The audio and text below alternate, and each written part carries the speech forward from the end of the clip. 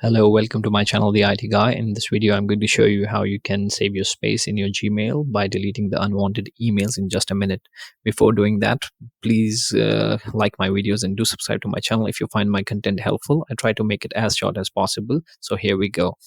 Open the Gmail and click on the search options. You will find has the words and just write the word which you want to find in your emails. We will write unsubscribe here and it will find all the emails with this word unsubscribe, and I'm sure you will have a lot of emails with this word. And we'll just now create a filter with this create filter, and then check on the label. Write a new label, write any label you want. I'll write unsubscribe, and you can write anything which you want. Just create, and please check on also apply the filter to the matching conversation, so it will apply to all the emails. We'll see here on the left side we have this unsubscribe label, and you can see I have like 18,000 emails with this word.